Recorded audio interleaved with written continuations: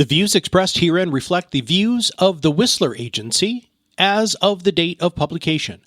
These views may change as conditions change. The views expressed herein are not intended and should not be construed as investment advice, and they do not address any individual's specific situation. Welcome to Whisler While You Retire with Tim Whisler from the Whisler Agency. Here you will learn how Tim helps clients avoid taking unnecessary risks in retirement. With a fiduciary responsibility, Tim's mission is to help retirees and soon-to-be retirees create a greater sense of confidence about their retirement plan. Now, on to the show. How random is your retirement? This is the Whisler While You Retire podcast with Tim Whisler of the Whisler Agency. And in this episode, Tim helps us understand some key points about retirement accounts as we transition from working and contributing to them to retirement and withdrawing from them. I'm Patrice Sikora. Tim, to begin, would you review some key points you made in earlier podcasts about retirement and the role of a 401k? Absolutely, Patrice. In fact, you've probably heard the phrase, hope for the best, but plan for the worst, right? I think I heard it from you. Well, this saying is particularly helpful to follow when it comes to your retirement years. So, think about this journey. You're so excited for this new chapter of life because of the time freedom that it offers. You're no longer working 40 plus hours a week. You're not missing time with your family, and you're just ready for the physical and mental break from all of those tasks and responsibilities. Now you're being handed that paperwork for the exit process from your job. And one of those documents pertains to your 401k, and it presents options as to what you want to do with those funds. And how do you choose which option is best? So I like for folks to kind of think back and kind of reflect back on all those previous decades. Your 401k had one job, and that was to grow, period. Just accumulate wealth, accumulate value, between your contributions and the contributions from your company, combine that with the performance of the funds that sat inside your 401k. The purpose of that account was to accumulate as much in value as possible. But now you're retiring. And with your retirement, your 401k is also about to transition from a wealth accumulation machine into an income distribution machine. Now, this echoes what you've said in previous episodes when you mentioned the two phases of life. That's exactly right. And can you remember again, what are those two phases? I can. The accumulation phase and the distribution phase. All right. Excellent. Yep, that's it. And this is how the correlation works together. During the working years, which is, again, the accumulation phase, our 401k is a wealth accumulation machine. That's its purpose. Then we reach the mountaintop, and now we retire, and now we're going to descend the mountain.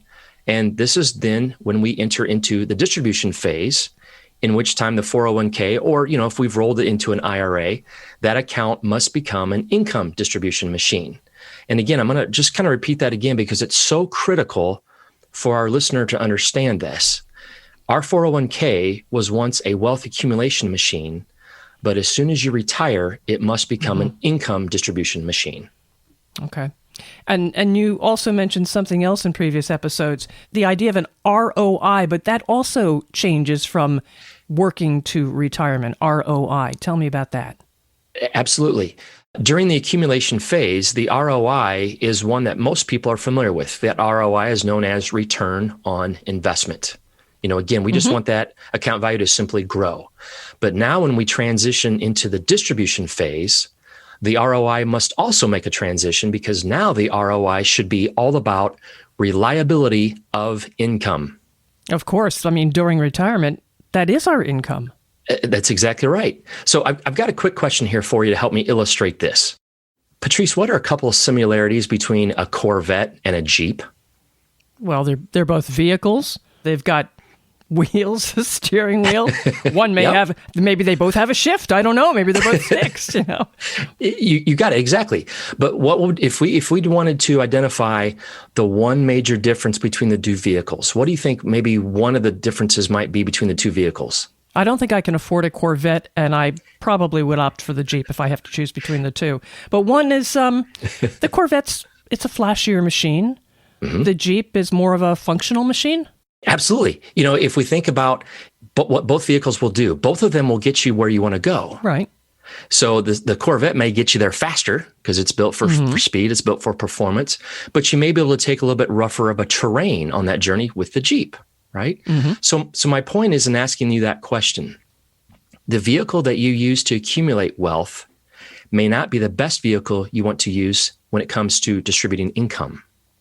Oh, right. I get that, because retirement is different from what we've been doing while we've been working. So, it would make sense to have some kind of changes. Right. So the train may be a little bit more bumpy, if you will, as opposed to just the years of working and just simply trying to accumulate wealth. Because one of the things that we just don't know about, one of the uncertainties when it comes to retirement, is that we just don't know what type of market we're going to retire into. So are you retiring into a stable market where investment performance is strong and it looks positive for the future? Or are you retiring into a volatile market where maybe there's uncertainty that's wreaking havoc on account values? Well, also that may not last either one of them. I mean, things are, as you say, volatile no matter what. Exactly. And that's then where I kind of pull in that phrase at the very beginning from hope for the best, but plan for the worst, because, everyone's definition of a volatile market may look different. So let's take out the element of perception and look at reality. So for example, if you did a little bit of research and you began with research back to the year 2000 and looked at every single year all the way through 2019 and looked at the performance of the S&P 500.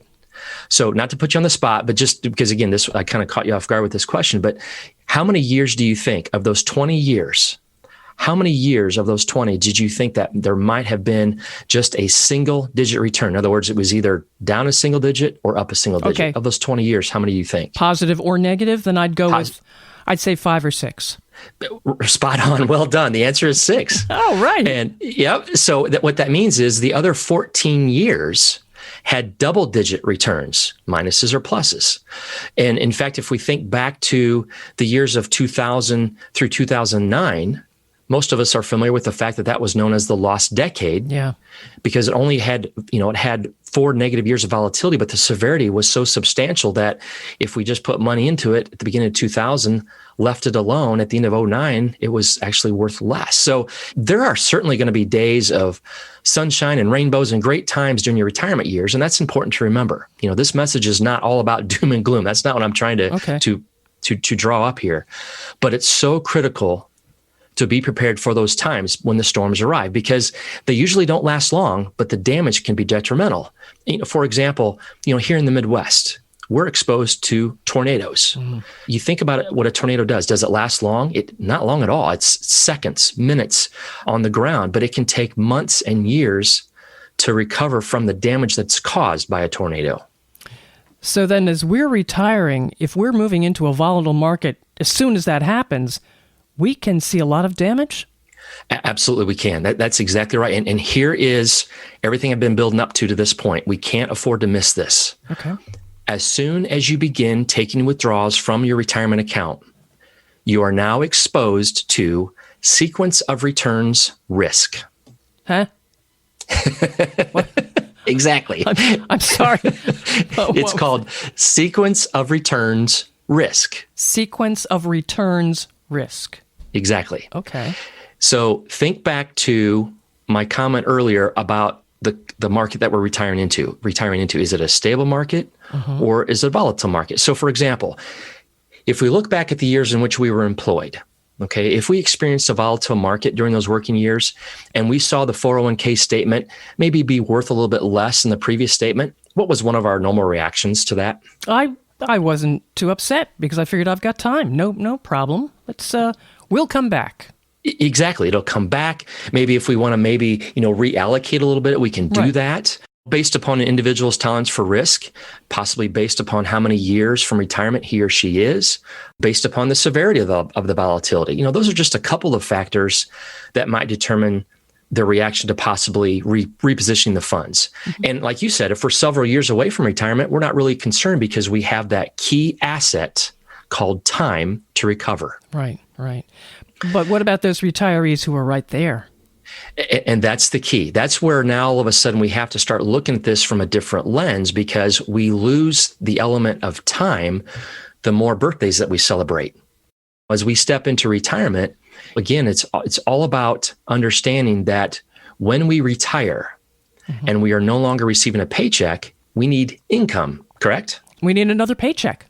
Absolutely. We have to have that income to fund the lifestyle we want to have in retirement. So this is where now we have to kind of go into a different method. We have to change our vehicle a little bit, because if we need to have income being produced from this distribution machine, doesn't it make sense to protect the account value of that machine? Absolutely. So therefore, we have to understand how a sequence of returns affects us in retirement. So to help us illustrate this, if you have a pen and paper handy. Got it. Okay, perfect. So this will be simple. This is not going to be long and drawn out, and there's not going to be a test afterwards either. Can I use a calculator? Can I use my calculator? You'll need 6 rows and 3 columns. So, with the first row being your column headings. So across your 3 columns, go ahead and label the first column as year. The next column, market A. Okay. And then the third column, market B. Got it. Very deep, right? Yes. That's good. I'm not worried yet. Good. Yeah, don't worry. This does not get that deep. And then underneath year, just go down the next 5 rows. Just label them 1, 2, 3, 4, 5 as you go down the sheet. Okay. Because we're basically going to simulate 5 different years from 2 different markets. Make sense? Okay. What are our markets? Okay. So under market A, starting with year 1 down to year 5, let's go with these returns. Okay. A positive 8%, a negative 19%, a negative 12%, a positive 21%. Ooh, I like that one. Yes, that's a nice one. And then a positive 9%. Okay. Okay. So then let's look over to the column for market B. Here are the 5 years, 1 through 5. 9%. Plus? 20. Yep. Plus 9. Okay. Yep. Plus 21. Minus 12. Minus 19. I see the trick. You see it? Plus 8. Plus 8. You got it. And the similarities were what? It's just opposite. Just inverse. Inverse, yeah. You got it. They just simply reversed. Okay. So again, just for hypothetical purposes, let's say that we had $100,000 in a 401k and we experienced the first 5 years of market A. Okay. The $100,000 would have a different worth at the end of 5 years. I don't know what the number is. We're not worried about the math. Okay? Right. If we look at the $100,000 and apply that same $100,000 to a 401k in market B, that would be considerably different. Well, it could be. And you're exactly right. This is where I'm going with that. Without doing the math and looking at the numbers, okay, even though the numbers are in a different order, the ending balances will be the same because we started with the same. We use the same 5 years of performance. They were just in a different order, but the total values at the end between market A and market B will match up. They will be the exact same. Oh, tricky. Okay. So here is where we start looking at this. If we decide to start looking at markets, now again, we have no idea. We have no idea what markets are going to do, but we've established this many times, and I'll ask the question again. When you retire and that 401k transitions from a wealth building machine, what now do we need from that 401k? We need the income. You need income. Okay, so here is where this gets important because retirement is not about assets, it's about income. Okay, cash flow. Cash flow is king. So here's the purpose behind this exercise. Now we add in the element of an annual withdrawal for each year because you are retired and you need an income to fund your retirement. Okay, so let me ask you a question. Okay. Does your utility company stop billing you just because the market lost 19%? Oh dear, I have not had that happen yet. No, you're exactly right. The bills continue to come in despite the fact that the account is exposed to some volatility, and we still need income to pay those bills. Right. So this is where this element is so important to understand. The bills will continue to come in, so therefore the income must continue to come in. But how scary is it to see the account value from that income distribution machine being reduced not only by the withdrawal that we need, but also due to a severe volatile market volatility. Right. But again, with market B, at least the first couple of years, it would be better. You would see better numbers on your returns than market A, but at the very end, you're right, they're the same. It's exactly right. And here's where the differences lie. Here's where that risk comes into play. Mm-hmm. As soon as you introduce the element of an annual withdrawal, the account values between the two markets will not match due to the sequence of those returns. Right. It's important to understand that the risk of what can happen, like you said, if you retire when the market is more volatile than stable. So again, looking at market A, we just came up with a simulation that 2 of the first 3 years were extremely volatile. Right. Whereas market B, we had a couple of good years of growth. All of a sudden, we had 30% of gross, returns added to our account value. That gives us a little extra boost. So as we're taking those withdrawals, the account value is not going down as quickly. But that's, unfortunately, in retirement, we don't get to have that say, right? Or do we? So here's kind of how I like to help a client understand this for the first time when they've heard of sequence of returns risk. Because again, we have to take income from our account. That's the whole point. We may not have enough income from Social Security. We may or may not have a pension. So all of the years of working and saving and building wealth are there to distribute income for our retirement. So if all of a sudden now we are retiring in a volatile market and we're seeing our account value go down faster than just the withdrawals, we may actually have to do what? We may have to withdraw a little bit less. Exactly. We may have to give up some of the things that we wanted to do to kick off retirement. Perhaps we have to postpone the cruise or the trip or even the purchase of a vacation home. And what could make it worse is that the loss of the account value may scare you so badly that you respond with a knee-jerk reaction by moving maybe a large portion of it to cash. And then, like you said, it's upswings right after that, and we miss it. Now we've compounded the problem, made it worse. So now all of a sudden, retirement, which is supposed to be full of sunshine and rainbows with pots of gold and seeing the grandkids all the time, now all of a sudden your stress level's elevated. You're not sleeping. You're lost patience with our spouse, with your grandkids. The snowball effect is very real and very, very harmful. And I'm painting quite the lovely picture for retirement, aren't I? Yeah, thanks a lot. That's exactly right. I see exactly where you're going with it. And you had a podcast previously that was very insightful about zero being the hero. That's exactly right. That's exactly what we were trying to build from. Because, again, there's been so much of the same outdated information that's been ingrained into our heads all these years. And here's some of the common phrases that I've heard that's been used with clients over the years. The market is a risk-reward environment. You have to take on some risk if you want reward. We've all heard that one. If you get out of the market now because it went down in volatility or it's down because of volatility, you'll miss out on the recovery. The market will recover. It always does. We've heard those popular phrases. But, again, we can't accurately predict the future and know exactly how the market will perform within those first few critical years of your retirement. And this is where you should consider changing vehicles for that journey into retirement, like switching from a Jeep to a Corvette or Jeep, to a Corvette or Corvette to a Jeep, whatever the case might be. We now need safety to protect the value of the income distribution machine, but banks aren't paying anything. Right. So here's the answer.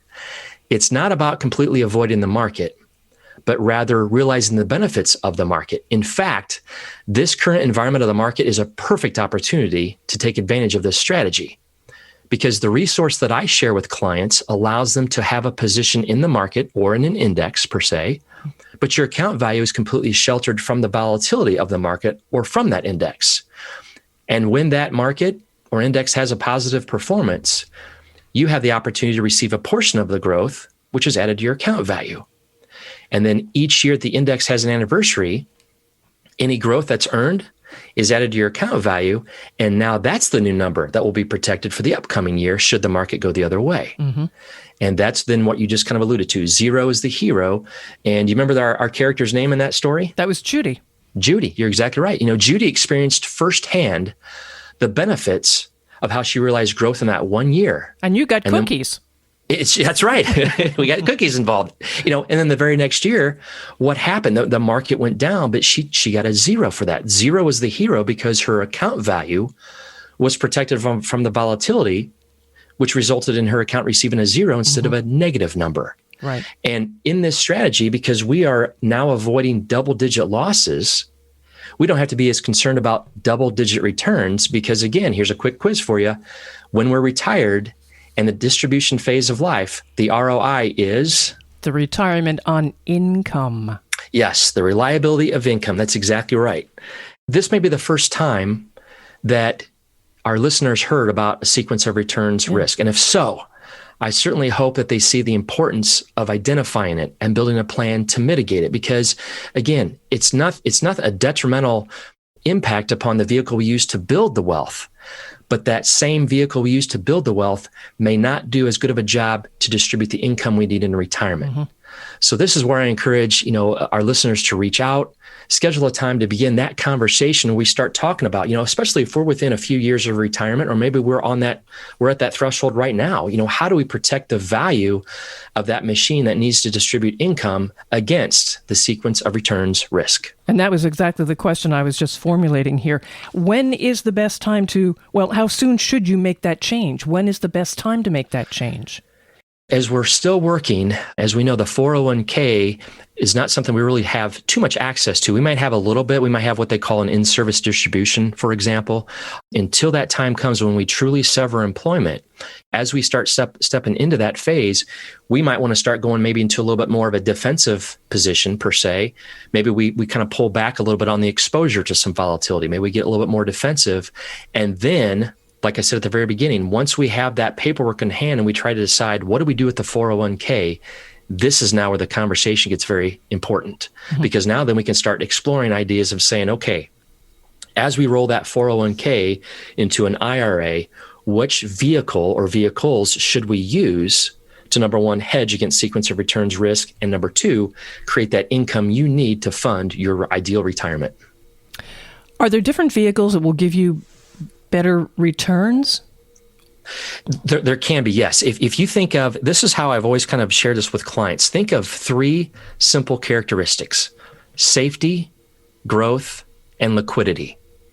Okay? Mm-hmm. Think about each of those three. Now, and I'll kind of throw out, in most investment vehicle in one shape or another usually has two of those three. So for example, let's give the example of a CD. Safety, growth, and liquidity. What's a CD do? It provides safety. It's liquid. But is it growing anymore? Not now. Not now. Exactly right. So it gives us two of the three. Let me give an example of, say, let's pick an equity account. Let's say we're going to pick a large cap equity account. Okay. Growth. Obviously, we have opportunity for growth. Mm-hmm. Liquidity. We have access to it. Is it 100% safe? No. So that's ideally. So in the proper retirement planning strategy, we need to incorporate multiple vehicles, because each vehicle, or each, what I say is maybe each account has purpose. This bucket of money over here has the element of safety and growth. Maybe it's not as liquid as we need it for it to be. Okay, then let's create another bucket of money that has that liquidity in it. So for example, if all of a sudden now in that one particular week of life, when, as we know, life happens without our permission all the time, we have access to that bucket of money to maybe fix the roof and put new brakes on the car in that same week. We have access to those funds because those funds, the purpose of those funds is purely liquid. So yes, having multiple vehicles or multiple accounts with purpose is a very, very wise strategy when it comes to stepping into retirement years. Tim, all of this is really ear-opening, so to speak. How can listeners contact you if they want to talk some more about this? Well, they can reach me a couple different ways. I'm very accessible by phone and as well as by email. So my office phone number is 309-291-0491. And my email address is not too hard to understand. If you know my name, you got half of it down. It's tim@thewhisleragency.com. And there's no T in Whisler, by the way. No T in Whisler, no. That's right. Tim Whisler of the Whisler Agency. And as a reminder, again, Whisler without the T. To subscribe to all of Tim's Whisler While You Retire podcasts, use the subscribe button on this page. And you can also, of course, share with the share button. I'm Patrice Sikora. Let's talk again later. Thank you for listening to Whisler While You Retire. Click the subscribe button below to be notified when new episodes become available. The information covered and posted represents the views and opinions of the guest and does not necessarily represent the views or opinions of the Whisler Agency. The content has been made available for informational and educational purposes only. Content is not intended to be a substitute for professional investing advice. Always seek the advice of your financial advisor or other qualified financial service provider with any questions you may have regarding your investment planning. Investment advisory and financial planning services offered through Simplicity Wealth LLC, an SEC-registered investment advisor. Insurance, consulting, and education services offered through the Whisler Agency. The Whisler Agency is a separate and unaffiliated entity from Simplicity Wealth LLC. Any transaction that involves a recommendation to liquidate a securities product, including those within an IRA, 401k, or other retirement plan for the purchase of an annuity or for other similar purposes, can be conducted only by individuals currently affiliated with a properly registered broker-dealer or registered investment advisor.